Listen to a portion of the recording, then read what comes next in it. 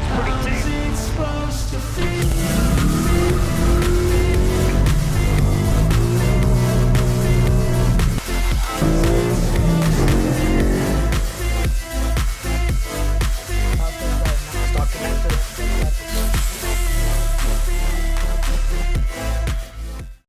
Alright, Bill, what are we doing in your car today?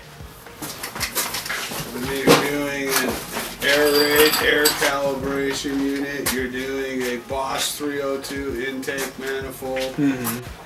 I decided to not opt, I think, for the 90mm throttle body, so we're going to put an 85 on. 85mm throttle body, Boss 302 intake manifolds, and air rate. Slotted mass air unit. Slotted mass air unit. Wow. There you go.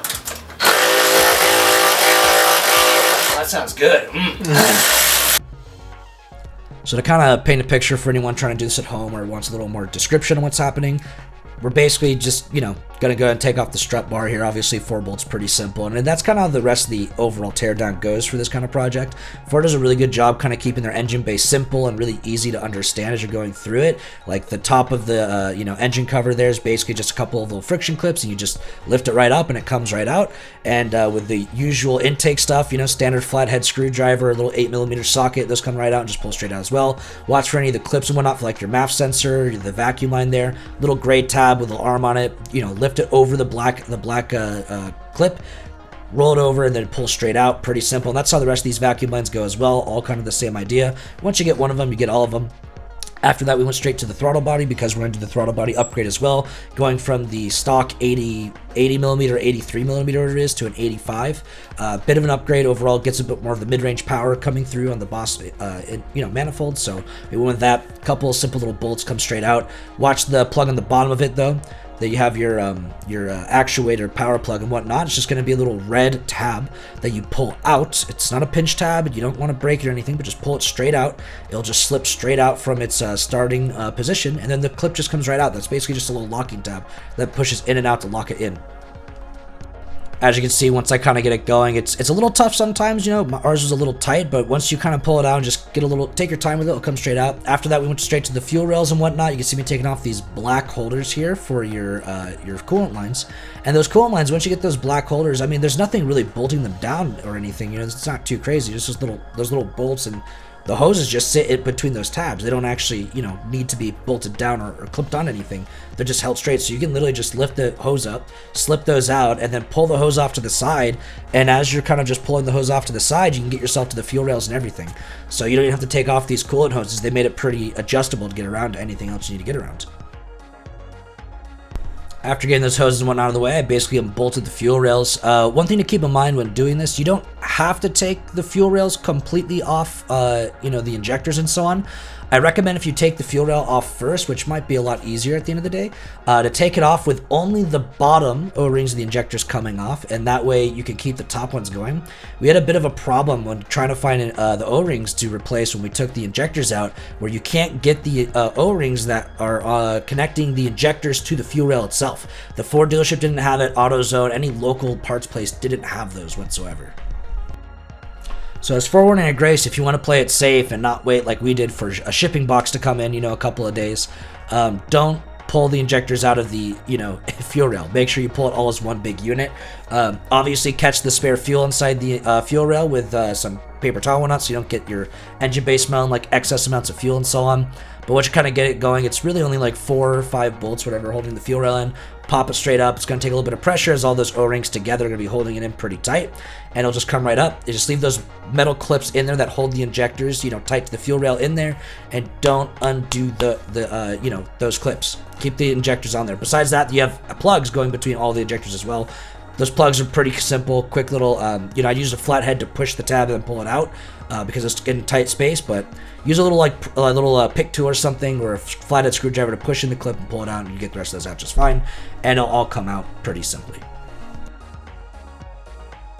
So anyway, back to your intake manifold. If you see those little silver or aluminum bolts there at the bottom of the intake manifold. That's what you're aiming for behind the fuel rail. And to a degree, because you can pull the fuel rail straight up off the engine with it still on, you know, with the intakes on there, I honestly recommend making it easier to just get those bottom O-rings out, just to pull the fuel rail before you pull the intake off. I figured I'll take it off afterwards, you know, just keep it going, you know, and do it where I can just sit down and work on it.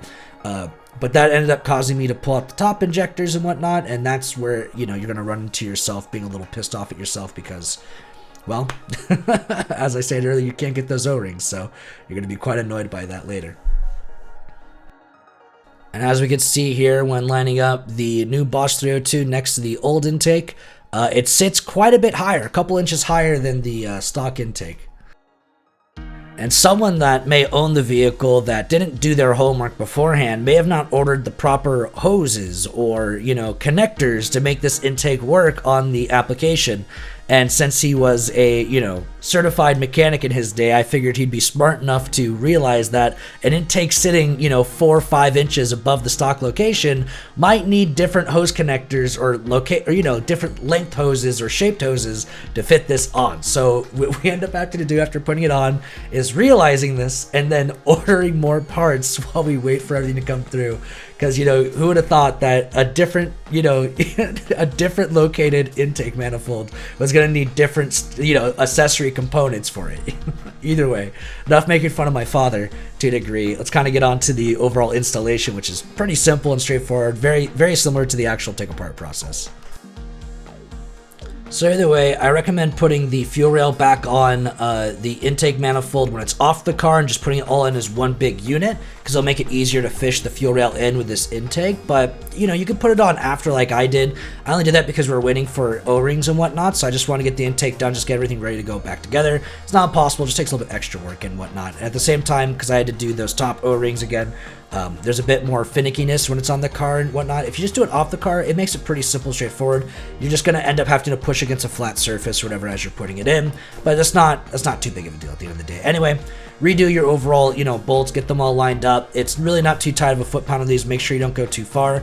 You can practically hand tight these and then do a quarter turn, and that's all you should ever need on these. If anything, it's probably even less than that. I'm pretty sure a factory foot pound for this is like 11 foot pounds or 9 foot pounds or something.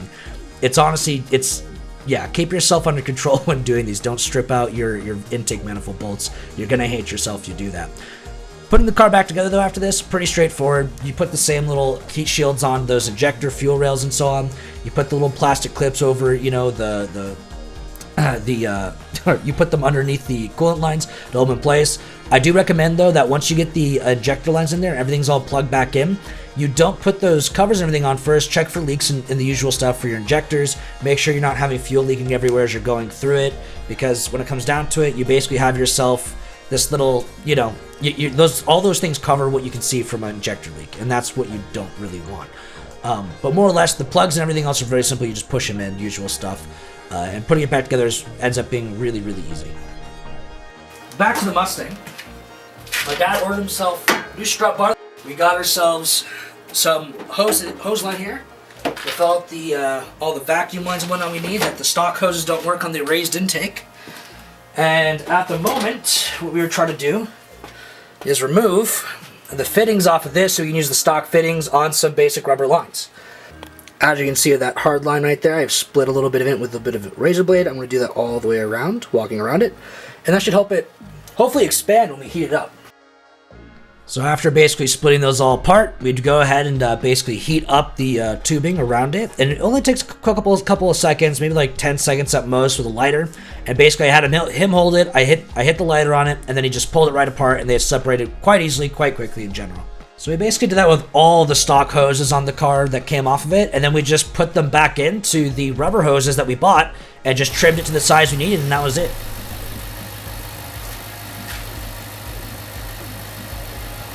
Yeah, we're trying.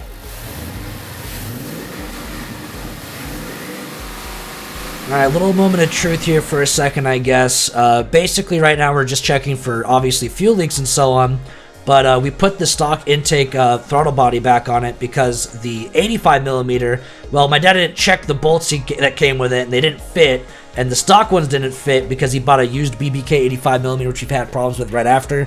But more or less, yeah, we had to put the stock one back on just to run the 302, make sure the thing still drove. We've been waiting a couple of days to make sure it was all good, and that's basically where we left off here. But then following through as well, we also basically got the Bama tune on it with just the stock intake. The first time you do a Bama tune, by the way, it's going to reflash your ECU a little bit from the looks of it, and it does a whole downloading and reinstalling process. Or it says downloading when it's installing the tune. And it goes through it basically twice to more or less get the ECU ready to say, hey, we're gonna flash your ECU to tune it, and then it throws the tune on secondary. So the first tune's going to take a little while, maybe 5 to 10 minutes overall, but once you do a reflash, you do mods after that, it's only like a 2-minute tuning process. Very quick, very easy. Just go through the settings and pick what you have. For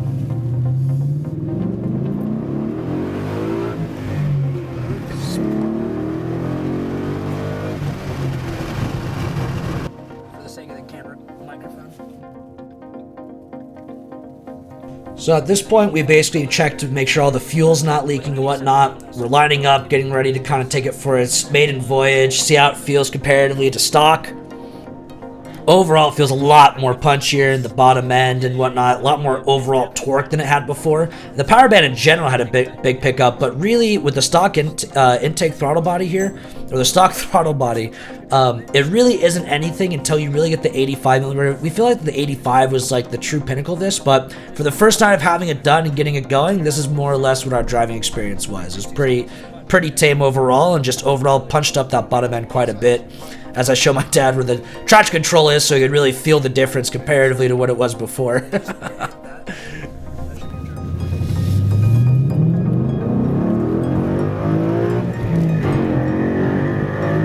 Yeah, a bit spinnier. Your BMW does not pull that hard. Well, after that pull, my father felt it was a little necessary to talk a bit of shit about my 335 and how he feels his Mustang is faster, and to a good degree, at this moment in time, it probably is. It pulls pretty dang good. It had a pretty good, real tug on the seat, mainly because I think the traction's there. I think the power to weight overall, I think my BMW and the Mustang are pretty close. I just feel that without the LSD and how much torque my BMW is making with the 22 pounds of boost it's pushing out, it's going to spin them out. So in the future, I'll get an LSD and we'll actually have to put them neck and neck. But in the meantime, we're swapping out drivers. I'm going to drive it on the way back. We'll get a bit of an idea of what that feels like, what that looks like on the way back. But overall, that's basically the end of this night, and stock, intake throttle body or so on the 302 manifold and the air raid tune. The upgrade. But You can smell something, man. yeah, your tires. That's your tires, Bill. Nothing's that. Modern, everything's better. It's pretty brutal. Yeah, it's pretty quick, honestly. It is. I don't think you're gonna. I think it's gonna be a car. I think once you got the 85 millimeter, the 91, and everything, it's gonna be a pretty fucking rude car. I don't know if I'm gonna keep up even with the LSD, to be honest. Okay, I backpedal a little bit. Maybe I do think his Mustang's a bit faster after the 91 octane and the 85 millimeter. But at the end of the day, I still think it'll be a good race, and one day we'll line him up on the track or something to have a lot of fun with it. Besides that, you can see my father's terrible with camera work, and he can't seem to put the camera on the road or anything. He just has to show the dash and the black and night that's going on. But either way, that's basically the end of this first part of this project. We got some things coming up. I got some videos lined up for this Mustang as well. If you want to see more Mustang content, though, we have suspension lined up, stuff like that. Please do say so in the comments. And besides that, overall, just let us know what else you'd like to see. We got a lot of cars on this property, a lot of projects we'd love to do. More or less, if you see something on there throughout the videos as we're kind of going around that you're more curious about, go ahead and say so, and I'll overall see you guys in the next video.